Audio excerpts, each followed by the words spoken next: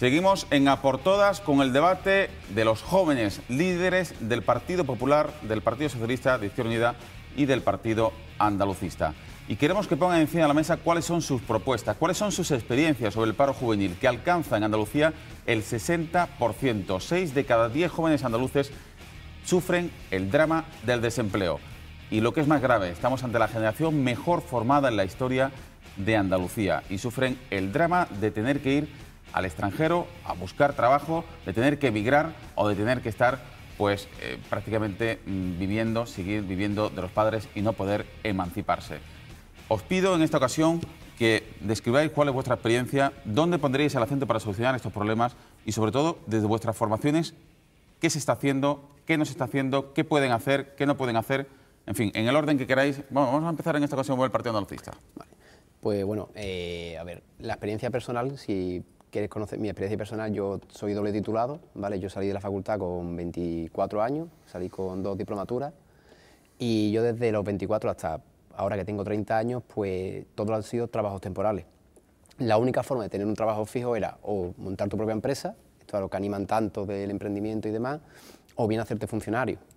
El trabajo por cuenta ajena mayoritariamente, y no solamente ya en mi caso, sino, es decir, ahora mismo el 50% de mi promoción, de los que salimos con la doble titulación, está desempleada, el otro 50% están o fuera, no solamente de Andalucía, sino fuera de lo que sería el Estado, o están en trabajos precarios. Es decir, yo tengo una compañera que después de mi doble titulación hizo Derecho y ahora está trabajando de pasante, sin cobrar ni un solo duro en un despacho de abogados, y trabaja poniendo copas en un bar de copas los fines de semana. Es decir, que la experiencia personal es que la situación está muy mal, que como tú has comentado antes, la generación teóricamente más formada en la historia de Andalucía es la generación que más problemas está teniendo, incluso que la generación de nuestros abuelos, ¿no?, que fueron los que se tuvieron que marchar fuera, pues estamos teniendo los mismos problemas para poder encontrar un trabajo. Entonces, la situación es malísima y la experiencia personal, pues te lo digo. O sea, en concatenación de contratos temporales y de trabajos basura y que tienes que aceptar prácticamente lo que te ofrecen si pretendes tener un trabajo mínimo, que lo cual, por ejemplo,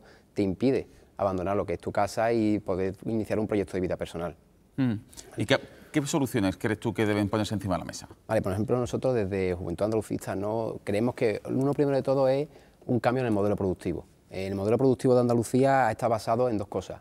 El turismo, es verdad que somos una potencia turística a nivel mundial, Andalucía en sí es uno de los mayores destinos en todo el mundo turístico. El problema es que los ingresos que aportaba ese turismo, por una parte, se van fuera de Andalucía porque corresponde a turoperadores que no son de Andalucía y que ni siquiera, la mayoría de ellos ni siquiera son de España, están en domicilio en España.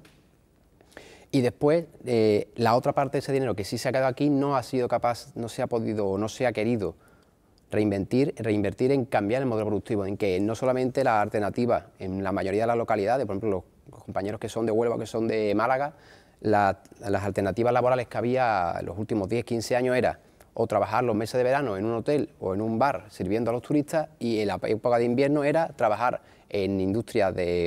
trabajar en la construcción, haciendo nuevos pisos, nuevas casas, nuevos hoteles y nuevos apartamentos para los turistas que vinieran a la temporada siguiente. Ese era el modelo productivo que se apostó en Andalucía, turismo y construcción. Y entendemos desde Juventud Andalucista que tiene que haber un cambio en el modelo productivo. Resulta que somos una de las regiones en el mundo con mayor posibilidad de uso de energías renovables. Podemos ser potencia emisora de energía. Y sin embargo, entre otras cosas, gracias a ciertas reformas que se han cometido que se han perpetrado en los últimos meses, las energías renovables van a estar castigadas. La producción de energías renovables por parte de los propios ciudadanos que quieran va a ser perseguida y va a ser castigada. De hecho, incluso hay un apartado de la ley que se va a poner muy en cuarentena porque puede ser anticonstitucional, que es que inspectores de la Agencia de Energía puedan penetrar en los domicilios para ver si esas placas solares están vertiendo en algún sitio la energía eléctrica que se produzca. Nosotros entendemos que tiene que haber un cambio de modelo productivo. Entendemos que Andalucía, con la capacidad agrícola que tiene que volcarse en su campo. Y no estamos hablando del campo del siglo XVIII, siglo XIX, ¿no?, de enormes masas de campesinados sin formación ni nada. Estamos hablando de tecnificar el campo, estamos hablando de volver a la tierra, pero aprovechando al máximo la tierra, respetando el medio ambiente.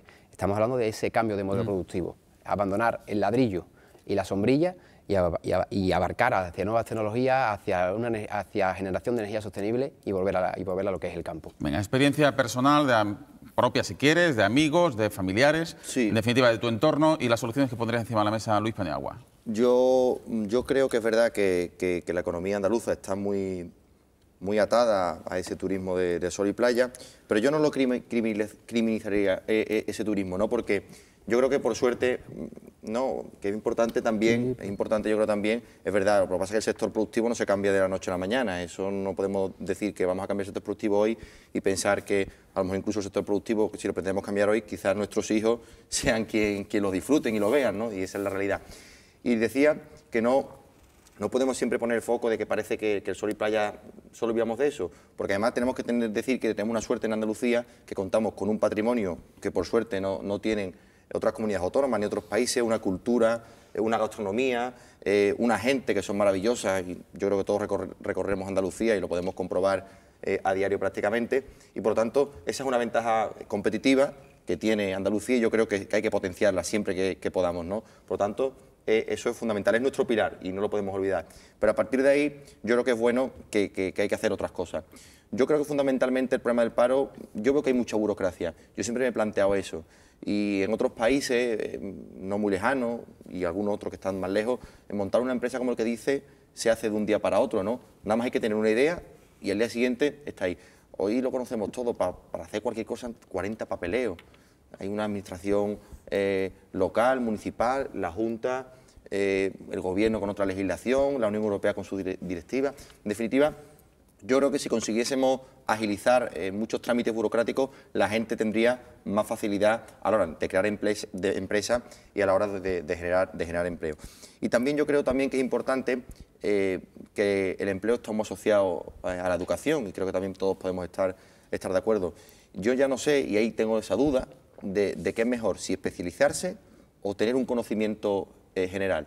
Porque es verdad que hay ciertos momentos en la historia en el que se primaba la especialización, ¿no? Decir, oye, yo soy el mejor en echar agua en este vaso, y tú encontrabas un trabajo. Pero hay momentos, y a lo mejor es este, donde es verdad que adaptarse o un cambio de ciclo, de modelo, cuando uno solo sabe echar agua en ese vaso, es complicado que coja un boli y escriba. Por lo tanto, yo lo que quiero decir, que yo creo también que desde las etapas educativas, dentro de ese cambio de modelo productivo que habrá que llevar a cabo, yo creo que es importante que pensemos cómo desde las etapas primarias de educación y de las etapas formativas podemos ayudar a que en el futuro esos jóvenes estén mejor formados y puedan adaptarse a los cambios, porque lo que es realidad es que los cambios, la sociedad que vivimos nosotros no es la misma que había hace un año, ni dos, ni tres, y posiblemente la forma de ver, de hacer, de entender la política, el empleo y cualquier circunstancia dentro de 10 años tampoco sea la misma, y que las siguientes generaciones pues puedan disfrutar eso, porque es verdad, y yo de acuerdo con el compañero del PA, que hoy en día hay gente que solo sabe hacer una cosa y ahí tenemos un gran problema. ¿Cómo hacemos que las personas que se han dedicado toda una vida a una actividad, esa actividad ya no existe? ¿Cómo podemos hacer que empiecen a trabajar en otra cosa? ¿Cómo podemos modernizar a esas personas o adaptarlas a una nueva situación? Y esa es la principal preocupación que yo creo que tenemos que tener hoy en día los jóvenes. Venga, José Carlos Durán, de Juventudes Socialistas. Bueno, ya contando nuestras experiencias personales, yo comencé por cuestiones y decisiones decisión personal, a trabajar con 16 años, es decir, compaginé con los estudios, he trabajado tanto en la construcción, en la hostelería, trabajo en la ETT, es decir, como compañero del Partido Andalucista. Ninguno ha sido un trabajo maravilloso y espléndido, es decir, siempre adaptándonos a las circunstancias, pero como yo hay miles de jóvenes andaluces que están en esta situación. Pero bueno, sí es cierto que cuando hemos dicho antes el debate, que sea un debate de jóvenes, yo me considero como un joven normal de mi barrio y un joven normal y corriente que tiene las mismas circunstancias y la misma situación. Y creo que aquí lo que tenemos también que hablamos del modelo productivo, que es cierto que normalmente nos vamos a una mirada cortoplacista por parte de los gobiernos, y creo que tenemos que hacer una inversión, una apuesta seria en medidas trascendentales y de calado y profundas en el modelo productivo de España. Y ahí también entro en nuestro tejido empresarial. No voy a criminalizar a los empresarios, hay empresarios que hacen una buena labor, pero también hay empresarios en España que tienen que renovarse. Tenemos que renovar y reconstruir el tejido empresarial, porque hay algunos que están chapados a la antigua y tiene el planteamiento de que mientras menos coste laboral sea, es decir, mientras más prestemos al trabajador, más beneficio. Y estamos viendo cómo hay empresas como Google que tienen unas maravillosas condiciones laborales sus trabajadores y que estamos viendo que están siendo más productivas. Y ahí el Estado tiene que intervenir. Una de las propuestas que yo creo que el Estado tiene que intervenir en regular eso. Por varios motivos, porque las empresas, los trabajadores que generan la riqueza en las empresas provienen de la sociedad. Somos los que estamos aquí sentados. Los consumidores, que son ciudadanos, que es lo que producen los beneficios de la empresa, también provienen de la sociedad. Entonces a las empresas hay que obligarle o hay que regularlo para que tenga una responsabilidad social, una responsabilidad con su entorno, con la sociedad, porque la riqueza la generamos nosotros. Y ahí es donde tenemos que ir. Uno de los problemas es la cualificación, ahora también, problema de que los jóvenes estudien y sean trabajadores cualificados, y después está el problema de la sobrecualificación de jóvenes que han estudiado carrera, que han estudiado máster y que ahora pues o no encuentran empleo, o tienen que emigrar, o se encuentran con trabajos precarios. Y ahí tenemos que atajar, porque no puede ser que un directivo de una gran empresa cobre pues 103, aquí traigo el dato, que el salario medio en España es de 22.900 euros bruto al año, y el de los directivos es 137 veces más. Es decir, esto no convive, porque claro, si un directivo de un banco o un directivo de una gran empresa cobra 15 millones de euros al año, ¿cuánto empleo se podía generar con ese sueldo? Ahí hay que eliminar la brecha salarial y redistribuir la riqueza en ese sentido. Y ahí creo que el Estado tiene que intervenir en la economía y que tenemos que regular en ese sentido. Ahí de propuestas, pues en la conferencia política de este fin de semana se ha hablado de muchas cosas.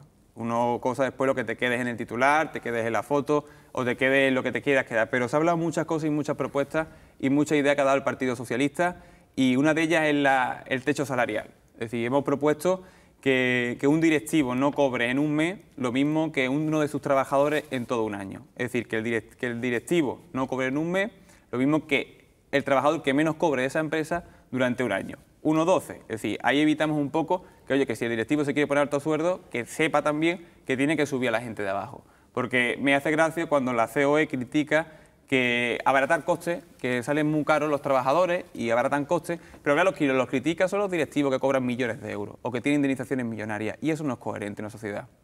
Y aquí, como poder político, creo que tenemos que trabajar en esa línea. Estoy convencido que esa es una parte de la solución, redistribuir, que uno no gane tanto y otro no ganen tan poco.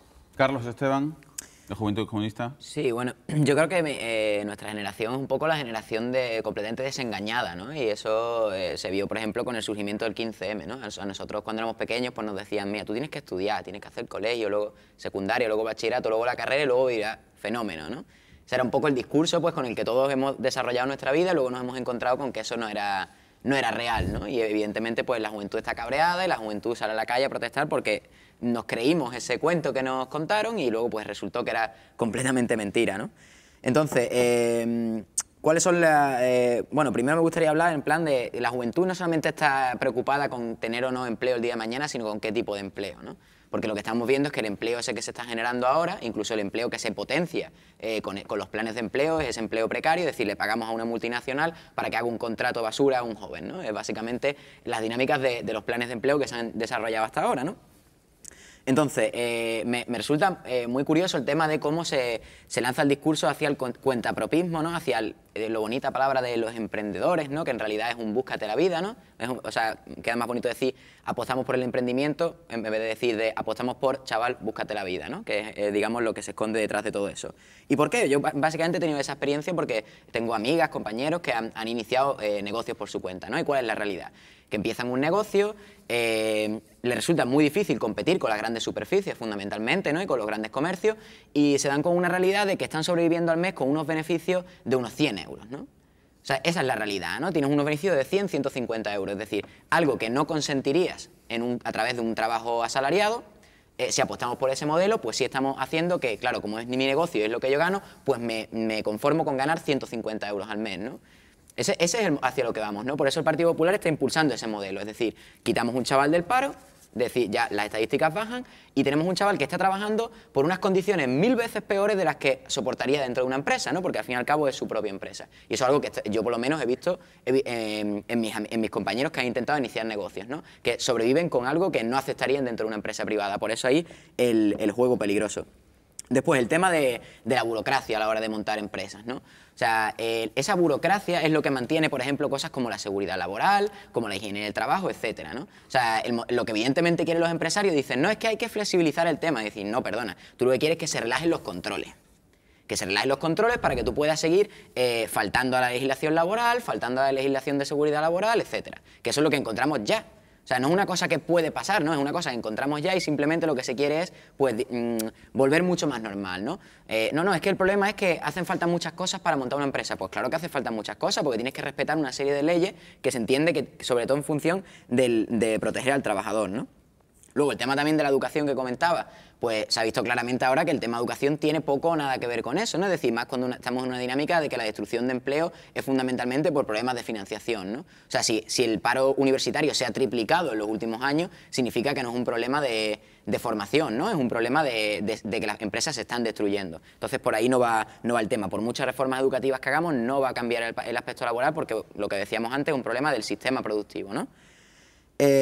También me parece muy peligroso el discurso de lo de las empresas tipo Google, ¿no? Porque hay mucha de leyenda en eso. Hay mucho de leyenda y también lo digo por experiencia porque yo tengo amigos que han incluso hecho entrevistas de trabajo para Facebook, que tenía un amigo que era un super crack de la informática, le llamaron a Facebook y ahí lo que te encuentras es que vives dentro de la empresa, ¿no? Es decir, tienes una especie de ilusión de bienestar, ¿no? Porque en la empresa tienes al lado un restaurante dentro de la misma empresa, pero la realidad es que eres esclavo, ¿no? O sea, igual que los esclavos, el amo le daba de comer y le daba todo tipo de cosas, pues empresas como Google es lo mismo, ¿no? O sea, que yo tampoco apuesto por ese modelo. Entonces, ¿por qué modelo, digamos, apostamos desde la Juventud Comunista? Pues evidentemente, cosas que ya se están impulsando. Banca pública, apostamos por empleo público y economía social, fundamentalmente. Es decir, nosotros creemos que la mejor forma de crear un empleo es en una economía cuyo principal objetivo sea el que ese empleo sea de calidad y que la gente que participa de esa economía tenga un buen nivel de vida. Potenciar sectores estables, evidentemente eso significa que no podemos vivir del turismo. Y lo que comentaba el compañero de Juventud Andalucista, ¿no? Dignificar el trabajo agrario, ¿no? O sea, tenemos que intentar dignificar el trabajo agrario, que en Andalucía tenemos un sector muy importante y hay que dejar de pensar de que el sector agrario es para la gente que no tiene formación o que no tiene otra salida, ¿no? Pero tenemos que dignificarlo primero. Y fundamentalmente la idea clave es la democratización de la economía, que la gente pueda, a través del Estado, a través de la economía social, influir sobre la economía y no estemos dependiendo de una serie de grupos inversores del gran capital europeo. Vale, bueno, después de esta amplia intervención de los cuatro, evidentemente habéis puesto las bases de una filosofía enormemente constructiva aquí sobre cuáles serían vuestros modelos productivos. Habéis puesto el acento en algunos aspectos, en otros evidentemente. Algunos coinciden, otros no tanto, pero hay soluciones de urgencia que van a llegar de Europa. Ponía el acento Luis Paniagua en la fase anterior, en el segundo tramo de A por Todas, los 1.800 millones que va a recibir España para crear empleo juvenil. ¿Dónde pondríais el acento? Porque evidentemente estamos ante 1.800 millones de una solución de urgencia, no van a ser soluciones definitivas, hay que cambiar un modelo productivo o lo que sea. Pero ¿dónde pondríais el acento? No sé, becas para educación, formación profesional, ayudas directas a los empresarios, ayudas directas al emprendimiento juvenil, ayudas directas a los chavales para que busquen su propio empleo. En fin, ¿qué se haría con ese dinero de urgencia? Yo incluso, antes de ver qué se tiene que hacer, antes el compañero de Nuevas Generaciones ha vendido como un éxito del gobierno de Rajoy estos 1.800 millones de euros que van a venir en los próximos 2 años, 2014 y 2015. Claro, sin decir que Europa ha tenido que cambiar los planes de aplicación de este programa de la garantía juvenil por la dramática situación del empleo joven en España. Es decir, Europa tiene que acudir al rescate del Estado español porque las políticas, tanto del gobierno de Rajoy como del anterior gobierno de Zapatero, hayan llevado a un fracaso absoluto y a los ojos del funcionariado, ¿no? Y de la administración europea a una auténtica catástrofe de empleo juvenil. Entonces, primero de todo, no vender como un éxito que Europa tenga que venir con 1.800 millones de euros, que además le está diciendo, oiga, ¿en qué lo van a gastar? Porque ustedes, todo resulta que para este programa de garantía juvenil que financia Europa, resulta que había que presentar unos planes, en qué van a gastar este dinero, y resulta que España todavía no ha presentado, siendo España el segundo país con mayor problema de paro juvenil, detrás de Grecia, todavía no ha presentado en qué va a destinar estos 1.800 millones de euros. No, bueno, ¿en qué lo gastaréis vosotros? En definitiva, ¿en qué, por ejemplo? Sí. ¿En unas ayudas al emprendedor, como decía Carlos, de que al menos durante 3 años esté garantizados los gastos de cada comercio que se abra? Yo qué sé. Un poco encima de la mesa. ¿En qué lo gastaríais vos por vuestra experiencia? Primero de todo, la administración tiene que hacer un análisis real de cuáles son los sectores estratégicos de cada territorio. Es decir, a lo mejor Andalucía no tiene los mismos sectores estratégicos que puede tener Castilla-La Mancha. Pues a lo mejor en Andalucía, por ejemplo, parte de esos 1.800 millones de euros tienen que ir, por ejemplo, al campo, porque resulta que el campo puede ser una salida laboral muy digna si se tecnifica y si se mejoran, como ha dicho el compañero Juntos Comunistas, si se dignifican las condiciones de trabajo. Y si el espionaje, en vez de hacerse mediante cosas extrañas y subcontratando peonadas, pues a lo mejor dignificando, y parte de esos 1.800 millones podrían ir ahí. Parte de esos 1.800 millones tienen que ir a los procesos formativos de reciclaje, porque tenemos muchísima gente que abandonó los estudios para irse cuando el boom inmobiliario, que abandonó los estudios, y resulta que esa gente ahora, pues como ha dicho él antes, tiene una formación básica que resulta que en un mundo que se mueve alrededor de nuevas tecnologías y demás, pues no llegan, no pueden trabajar. Por lo mejor tendría que ir a cursos de reciclaje también. Y por supuesto después a modernizar los sistemas productivos que tenemos en la actualidad. Seguimos teniendo empresas que funcionan con métodos de trabajo prácticamente del siglo XIX, a modernizar esos métodos de trabajo. Y por supuesto también a que haya mejor formación de los empleados y se cumplan las condiciones de seguridad y demás. ¿Dónde cree que el Gobierno debería invertir esos 1.800 millones en nuevas generaciones? Yo creo que, es que cuando habla el compañero de Izquierda Unida, es verdad que la utopía está muy bien, pero ¿cómo lo que tú quieres hacer se pone en la práctica? Porque parece ser que se criminaliza una actividad también de un empresario que al final trabaja por 150 euros. Hoy, por suerte, este país se mantiene por los autónomos, por esos pequeños empresarios, 5 millones, que no solo es un autoempleo lo que ellos tienen, sino que dan mucho empleo. Yo no sé si al final lo que pretendemos es vivir todos de la administración, o si lo que queremos es ser todos funcionarios, o si al final lo que queremos es acabar todos con una cartilla de racionamiento y decir, bueno, todos tenemos que comer y punto. Yo soy partidario y creo firmemente en la iniciativa personal y privada, y por lo tanto yo creo que esos 1.800 millones de euros se tienen que poner en servicio de aquella persona que quiera apostar 1 euro por crear empleo. Un joven que tenga una idea, facilitar, lo he dicho antes, con la burocracia fundamentalmente. Pero no solo con eso, sino que en ese inicio yo creo que hay momentos clave en el desarrollo de una actividad, fundamentalmente cuando se inicia, ¿no? Que es el momento más complicado, necesita unos asesoramientos, se puede destinar a eso, necesita una mayor inversión para poner en marcha un local, se pueden necesitar también bonificaciones fiscales, incentivos. Por lo tanto, yo creo que facilitarle en ese nacimiento de una empresa nueva en España, yo creo que es fundamental destinar ese dinero. Con eso no quiere decir, y lo hemos dicho antes, yo creo que estamos de acuerdo los cuatro, que haya también, y lo has dicho también tú, Fernando, que haya que seguir avanzando en el modelo productivo. Pero en estos momentos lo que hace falta es poner ese dinero en servicio de crear empleo de verdad. Por lo tanto, yo creo que eso es la solución más urgente que necesita el país. ¿Qué haría Juventudes Socialistas? Bueno, yo creo que en primer lugar los 1.800 millones de euros tendrían que gestionar las comunidades autónomas. Sí, así sería una asociación que se gestione en las comunidades autónomas y que según la necesidad de cada territorio y repartir España, lo demás proporcionalmente, como debe ser. Cada necesidad pues que se reparta y que sea las comunidades autónomas donde entiendan que tienen que reforzar aquella materia productiva de su comunidad que más falta le haga. Totalmente de acuerdo con la agricultura, creo que tenemos que reforzar la agricultura en Andalucía. Nuestros pueblos están, los jóvenes de nuestros pueblos están emigrando, están teniendo un éxodo rural y creo que es nuestra responsabilidad como andaluces de cuidar una de nuestras industrias, que es la agricultura, y dignificar el trabajo de la agricultura, al mismo tiempo que apoyar a los pequeños y medianos comercios. Yo creo que muchas veces las ayudas y la gente produce indignación cuando ve que hay muchas ayudas públicas que al final se las llevan las grandes empresas. Creo que tenemos que fomentar las pymes, que si no me equivoco son el 63% del empleo que se crea en España, la crean las pymes, y ahí creo que tenemos que hacer una mayor potencialización con los pequeños y medianos comerciantes, que son al final quienes crean empleo, apoyo al autónomo y también inversión pública. La inversión pública es crucial para que una comunidad, para que un territorio avance. Inversión pública fomentada de la Administración en infraestructura, en eficiencia energética, en energía renovable. Todo esto mejora que también tengamos una comunidad autónoma más atractiva para la inversión privada, si tiene una comunidad autónoma vertebrada en infraestructura y que además pues presenta numerosos servicios. Mira, el minuto final de Carlos Esteban. Vale, a mí me gustaría plantear el tema de que a mí no me interesa para nada acabar con el paro juvenil si va a suponer aumentar el paro no juvenil, ¿no? Es decir, si el planteamiento del plan de empleo es darle dinero a empresas para que contraten a jóvenes con contratos de prácticas de 200 euros, 300 euros, ocupando un puesto de trabajo que podría ocupar un trabajador normal y corriente pues por 1.500 euros, pues evidentemente esa no es nuestra alternativa, ¿no? Y esa es la alternativa que estamos viendo, ¿no? Darle dinero a las empresas, entonces las empresas ganan doble, ¿no? Reciben el dinero de la subvención, echan a un trabajador que cobra su salario y metemos a un chaval pues, que cobra 200 euros, ¿no? Esa es un poco la dinámica que se está apostando. Pues frente a eso nosotros apostamos pues, por el empleo público, básicamente. Empleo público, empresas públicas, empresas de economía social, empresas cooperativistas, es decir, empresas que, digamos, le dan intenta solucionar de forma colectiva un problema colectivo. O sea, el problema del paro no es un problema individual, es un problema colectivo, ¿no? Y como tal tenemos que dar soluciones colectivas. El tema de tener empresas cuentapropistas, pues no le vemos el tema, ¿no? Entonces...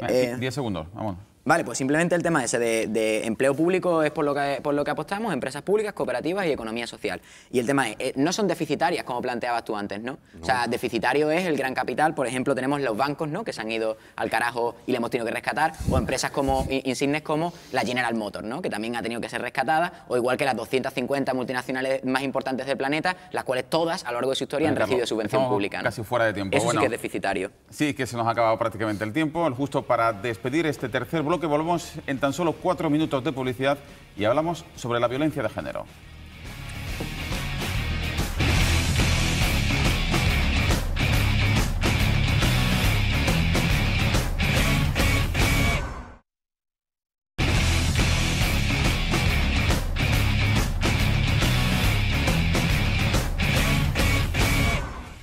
Andalucía ha sufrido esta semana especialmente el terrorismo de la violencia de género. La cobarde y machista violencia del hombre con la mayor cerrazón posible. Ha habido 2 mujeres que han fallecido estos últimos 6 días en Andalucía, concretamente en la provincia de Málaga. Y hacemos un pequeño inciso para saludar que el Gobierno central, en este caso un andaluz, Juan Manuel Moreno Bonilla, que es secretario de Estado de Asuntos Sociales, haya anunciado que la provincia de Málaga va a ser especialmente tratada por el Gobierno central como la provincia andaluza que más víctimas de violencia de género ha tenido en los últimos 10 años, en la última década. Va a tener planes especiales de protección, de concienciación y de educación.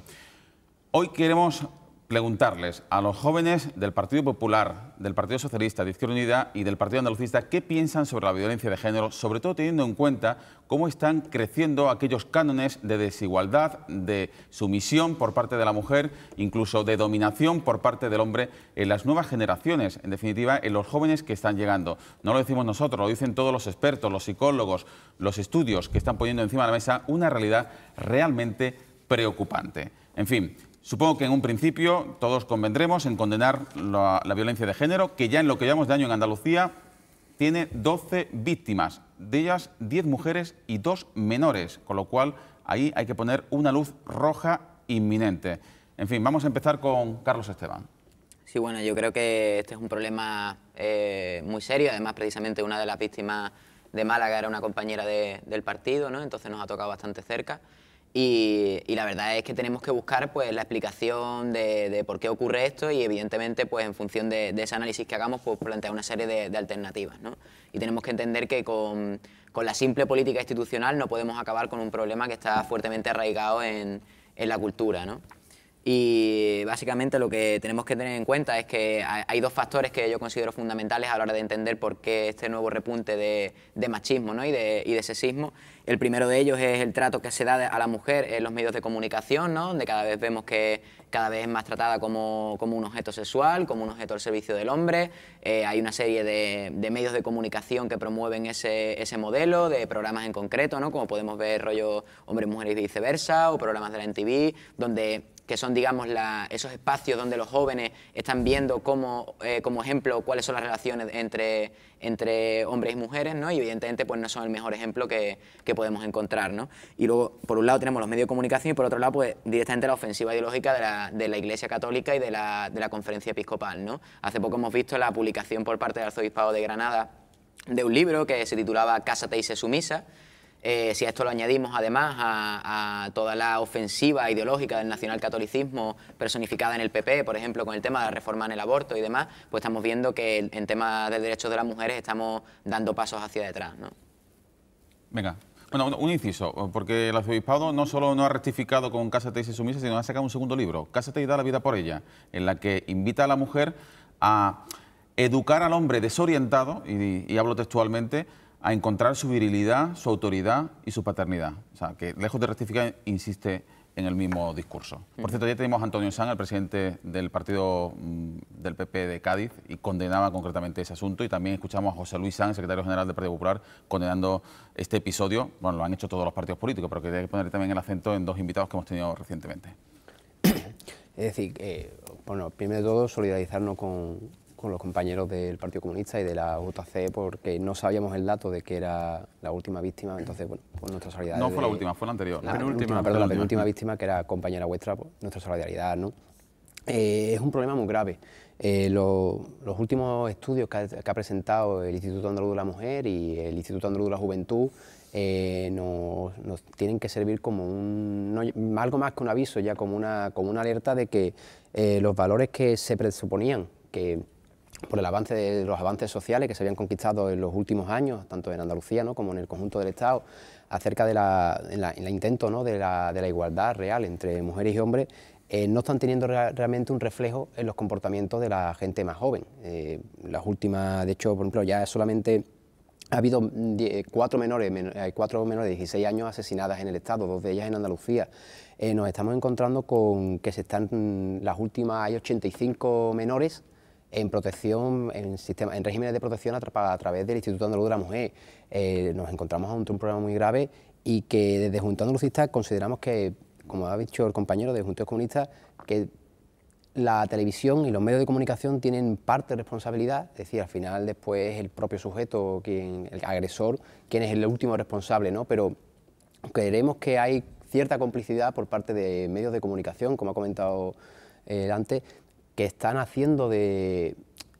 formando y educando a futuros maltratadores y a futuras víctimas de este maltrato sumisas, ¿no? Como decía, ¿no?, el libro, ¿no?, que el Arzobispado de Granada pretende vender y demás, que ahí tenemos una postura muy clara. Hay que ver esa financiación que se supone que la financia la Iglesia Católica, hay que pedir que de qué partida va a salir esa financiación para ese libro, porque con dinero público la ley impide financiar ese tipo de publicaciones. Las leyes que hay ahora mismo en el Estado español y en Andalucía sobre materia de igualdad impiden la publicación con dinero público de libros y revistas y cosas de estas que atenten contra la igualdad.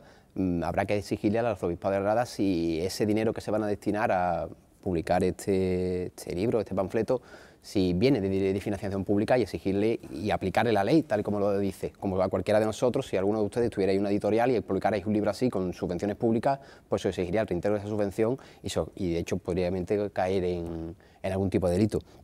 Desde Juventud Andalucista entendemos que tiene que haber un llamamiento social de todas las fuerzas políticas, las fuerzas sociales y la propia sociedad civil, que tienen que parar la máquina y ver qué futuro quieren y qué sociedad van a querer de aquí a poco, porque los maltratadores con 15, 16 años son después los homicidas con 20, con 25 y con 30. Entonces, si estamos teniendo que un 35% de los jóvenes menores de 18 años consideran que es normal relaciones de sometimiento en una relación de pareja, cuidado. Estamos hablando de que ese chaval, cuando tenga 30, 35 años, entenderá normal la agresión física y la violencia e incluso la muerte, porque considera su propiedad a su pareja. Entonces, pues entendemos que tiene que haber una llamada de toda la sociedad a reflexionar y a poner medidas para que esto se corte lo antes posible, porque cada día muere alguien más. Juventudes Socialistas. Bueno, pues desgraciadamente estamos viendo cómo no cesa el número de mujeres que mueren por violencia machista. Hace un par de días en Torremolinos fue la última joven que murió porque su marido le había arrebatado la vida. Y estamos ante un problema social muy grave. Un problema social muy grave que requiere la reflexión y el compromiso real, no solo de las mujeres, sino yo diría que sobre todo el compromiso real de los hombres que nos concienciemos y que veamos esto como un problema serio. Y es que a mí, la verdad, que me entra escalofrío al ver los datos. Los datos es que desde que se está contabilizando el número de mujeres asesinadas, son ya 700 las mujeres asesinadas, son más mujeres asesinadas, han muerto más mujeres por violencia de género que muerte ha creado el terrorismo en nuestro país, 700 mujeres asesinadas, y también el dato de que entre 15 y 44 años hay más mujeres que han muerto por violencia de género que por cáncer. Es decir, esto nos demuestra de cómo esto es un problema real y un problema muy serio que tiene la sociedad y que creo que tenemos que reflexionar y buscar una solución real y de todos los partidos políticos. Y esta es responsabilidad de toda la sociedad, de eliminar este pensamiento machista, de esta jerarquía patriarcal en la que estamos, en la que los hombres pues se sienten superiores o en dominación de la mujer. Es mi novia y como es mi novia pues hago con ella lo que crea conveniente, y estamos viendo como a temprana edad pues como es su novia pues tiene derecho a controlarle el móvil, tiene que controlarle cómo va vestida, determinados gestos que en el momento que empiezan a visualizarse ya desde la Junta de Andalucía, del Instituto Andaluz de la Mujer, se está trabajando en esa línea de prevención, de educación, para que las mujeres más jóvenes, las jóvenes, no consientan ese tipo de machismo que empieza con un control del novio hacia ella. Y aquí yo sí quiero poner en valor, porque creo que no solamente hay que decirlo con palabras y lo políticamente correcto, sino que somos partidos políticos, representamos partidos políticos, que cuando gobernamos intentamos transformar la sociedad. Y aquí quiero sentirme muy orgulloso de cómo el gobierno socialista puso en marcha en 2004 la Ley contra la Violencia de Género. La Ley contra la Violencia de Género, que lo que preveía era eso mismo, preveía la prevención a través de la educación, preveía también la sanción a los maltratadores, la sanción a los asesinos de mujeres, y también lo que pretendía era erradicar esa violencia de género. Y esto es un problema, como he dicho anteriormente, de la jerarquía patriarcal que vivimos en esta sociedad, de una sociedad que te educa con valores machistas y a los cuales tenemos que atajar profundamente ese tema, es decir, el tema de la igualdad. Por eso también el gobierno socialista puso en marcha la ley de igualdad, la ley de igualdad entre hombres y mujeres en 2007, que tuvo todo el respaldo de todos los partidos políticos, exceptuando del PP, y que además ha sido recurrida por el Constitucional, y que realmente pues no entiendo por qué fue recurrida, porque precisamente lo que hacían era premiar a aquellas empresas que premiaban la igualdad, lo que hacían era la conciliación de la vida familiar y laboral, lo que hacía es que también hay muchas mujeres, que estamos viendo que ahora hay más mujeres universitarias que hombres, y a pesar de ello no ocupan los puestos directivos, fomentar que las mujeres también estén en los puestos directivos, pues a todo esto se opuso el PP. Y yo aquí no lo entiendo realmente, porque tenemos que trabajar todo en esa línea de cambiar la sociedad.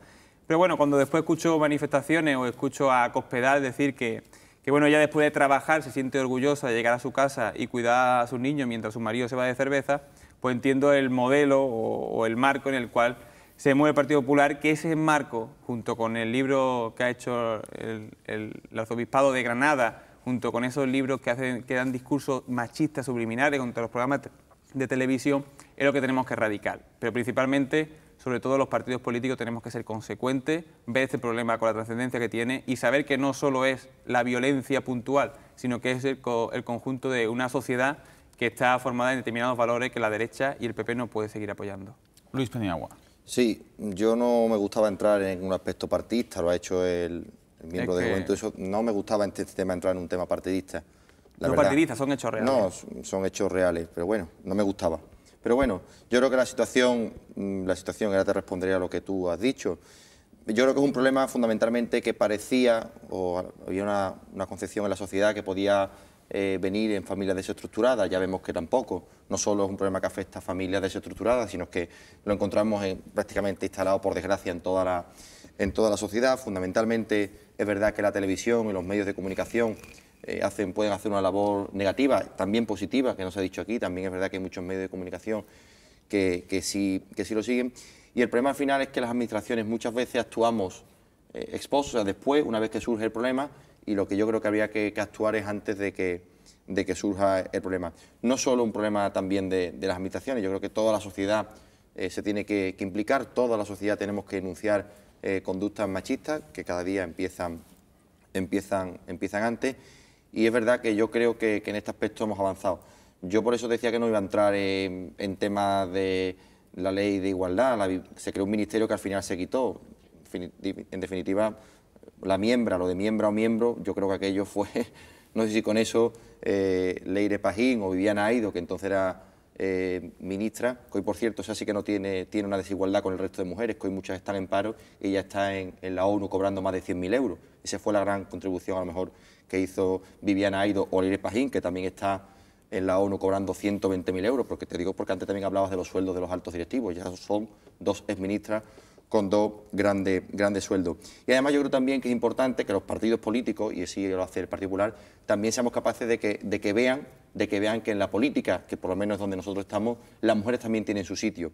Y ahí podemos ver a muchas alcaldesas y nuestro partido apuesta por las mujeres. También habláis de la paridad muchas veces del Partido Socialista, pero la paridad yo creo que no la cumple vuestro partido. Nosotros también habéis dicho, y me hace mucha gracia, habéis contado como si fuera un hecho histórico, ¿no?, que una mujer fuese presidenta de la Junta de Andalucía. Ya ha habido presidenta de comunidades autónomas del Partido Popular. Ahí está, por ejemplo, Esperanza Aguirre, ahora está Luisa Fernanda Rudi en Aragón, grandes alcaldesas también en Andalucía, con Teófila, en Jerez, en Marbella con María Ángeles, una gran alcaldesa en Sevilla. En definitiva, Cospedal en Castilla-La Mancha, Rita Barberá.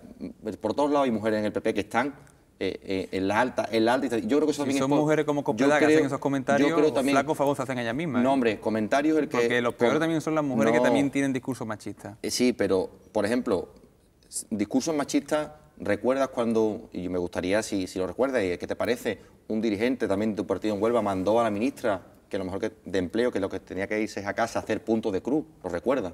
Eso lo hizo el Partido Socialista. Por eso te digo que yo estos debates no me gustan, en temas tan sensibles de verdad, porque podemos empezar, y igual de desafortunada que pueden ser a lo mejor una declaración de un miembro del Partido Popular, también las tienes en tu partido, en el Partido Socialista. Por lo tanto, yo creo que aquí lo que tenemos que ver con este tema, que tiene mucha sensibilidad, es cómo podemos solucionarlo o intentar solucionarlo. Y yo creo que el fundamental no está en actuar una vez que está el problema, que si alejamiento de la persona que realiza machismo, que si... No, ¿cómo podemos actuar antes para no vernos obligados a actuar después? Que muchas veces, por desgracia, la Administración y la sociedad llega tarde y al final nos encontramos con una víctima. A mí me gustaría comentar que una reflexión que creo que no es casual, que cuando el movimiento feminista estaba más fuerte en este país, avanzaba mucho en el término de lucha contra el machismo en las conciencias, ¿no? Y precisamente cuando el movimiento feminista ha ido decayendo en este país hemos visto este retroceso, ¿no? O sea, porque ahí es donde viene la reflexión, ¿no? En el ámbito institucional podemos hacer cosas, pero evidentemente van a ser superficiales si no están acompañadas de un movimiento de transformación social, ¿no? Es decir, todas las leyes de igualdad que queramos hechas por arriba, donde por fuerza nos creemos que por ejemplo, poner una lista electoral una cuestión cremallera, por eso se está acabando con la desigualdad, o sea, no es absurdo, o sea, yo lo veo positivo, pero creo que es insuficiente, ¿no? O sea, creo que el trabajo va mucho más allá, ¿no? Entonces, el tema es ese, yo creo que es fundamental que la reactivación del movimiento feminista en España, porque entendemos que el movimiento feminista no se queda en el ámbito político-institucional, sino que también entra en el ámbito social y cultural, ¿no? Entonces, por eso resulta fundamental. Si queremos transformar, luchar contra esos valores patriarcales, hace falta que reactivemos ese movimiento como un movimiento social, ¿no? Un movimiento realmente que luche en todos los ámbitos y de forma constante, y no solamente se quede en la superficie de lo institucional. Entonces, en ese sentido, consideramos eso fundamental, que el movimiento feminista se active con las mujeres al frente, pero con los hombres a su lado, ¿no? Es decir, no podemos entender que el movimiento feminista son simplemente las mujeres, ¿no? Sino que los hombres también tenemos que participar de ello, porque el movimiento feminista, como sabemos, es el movimiento de lucha por la igualdad de derechos entre hombres y mujeres, ¿no? No solamente como algunos plantean, que es una especie de embrismo donde las mujeres quieren estar por encima del hombre, ¿no? O sea que yo consideraría esa reflexión importante, ¿no? Cuando el movimiento feminista ha retrocedido, el machismo ha avanzado, ¿no? Entonces tenemos que reactivar ese movimiento para poder seguir combatiendo ese terrorismo machista.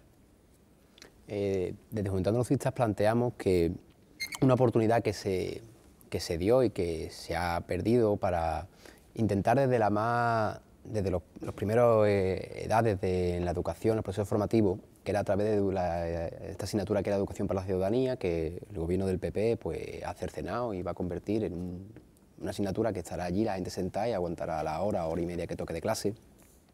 Ese era un momento muy bueno para subvertir estos roles que desde chiquititos te dan, de que los niños juegan unas cosas, las niñas juegan otras, los colores de los niños son estos, los colores de las niñas son aquellos, los niños juegan con niños y las niñas juegan con niñas, ¿no?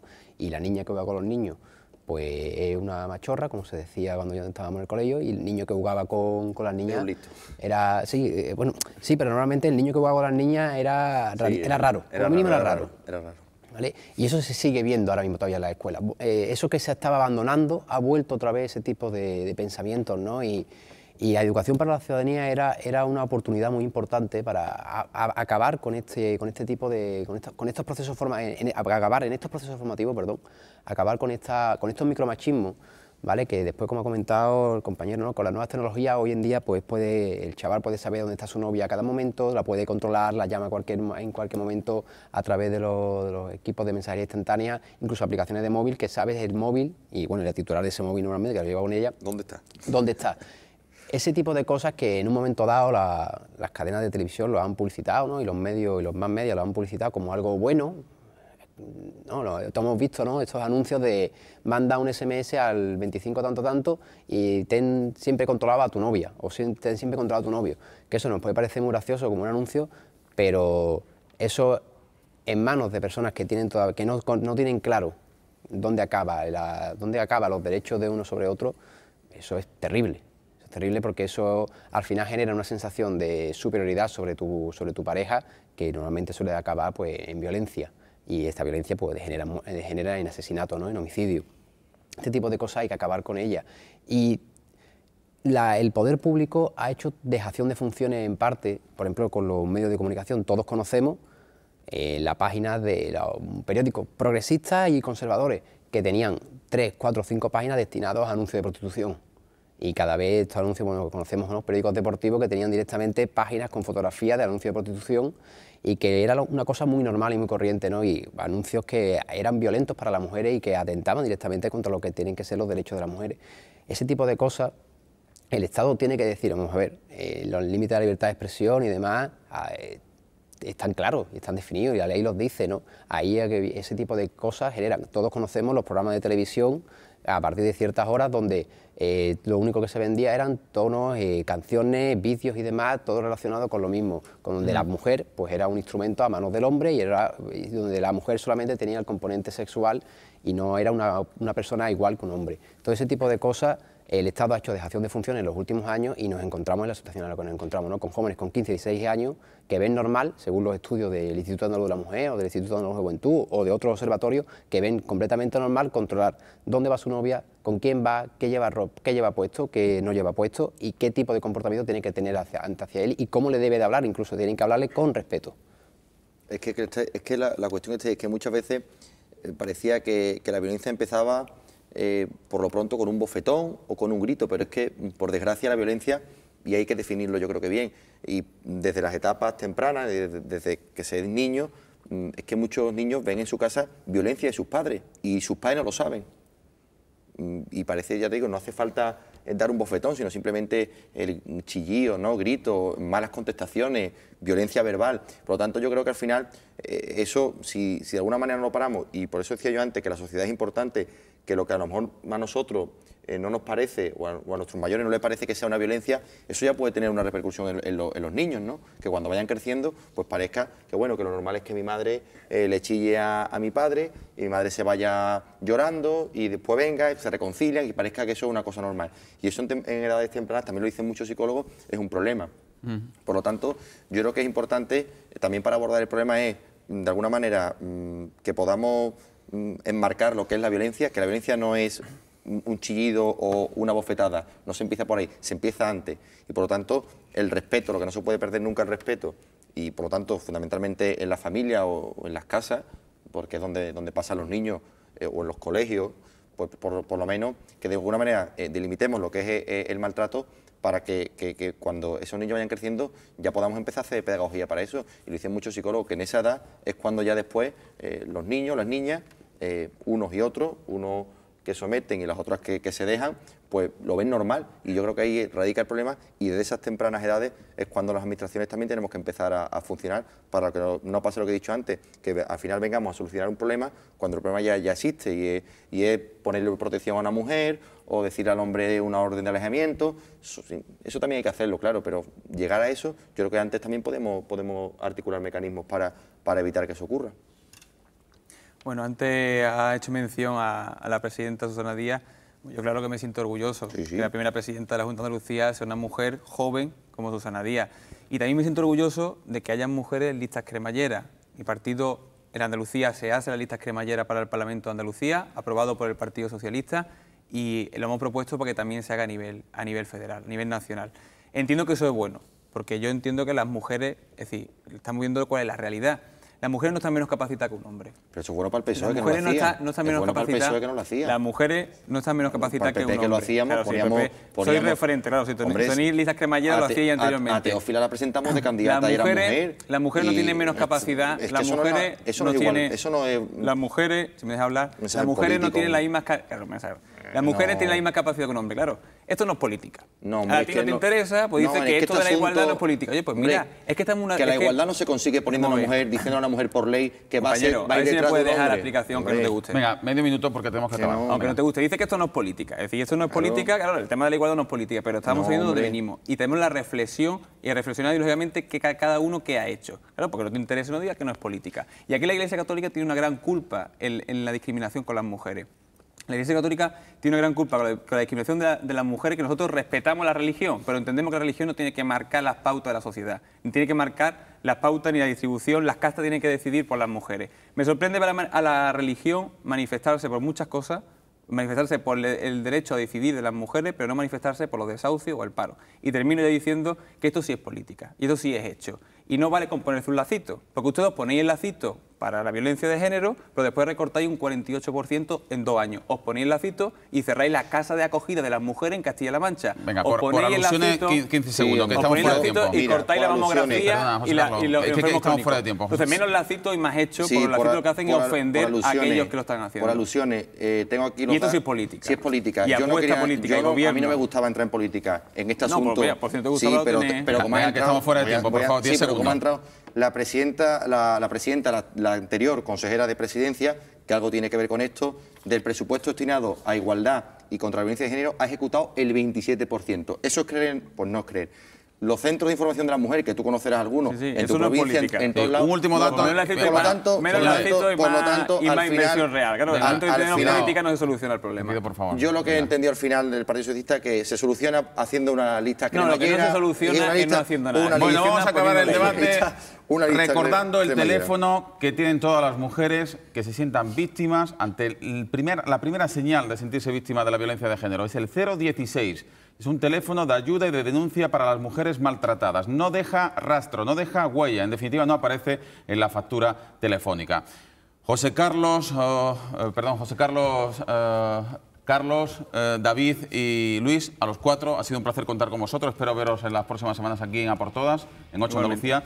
Nos queda justo el tiempo para decirles 3 últimos mensajes. Por un lado, agradecer el apoyo a la ciudad de Sevilla, a los compañeros del Correo Andalucía, y darles un magnífico abrazo porque la luz al final del túnel está muy cerca. Recordar que 8 Andalucía, como están viendo la programación de todos los días, esta última semana, pues que pueden ver precisamente una cuenta corriente que han abierto a través de varias ONGs por la cual pueden ayudar a los damnificados del tifón en Filipinas. Y que acabamos recordándoles lo que vamos a tener la próxima semana. Mañana el resumen de la semana y el lunes contaremos con la presencia de Rafael Rodríguez, el consejero de Turismo.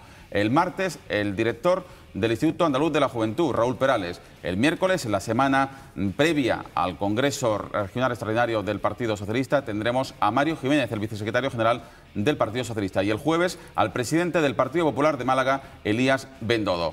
Y volveremos, como siempre, aquí en 8 Andalucía, a por todas.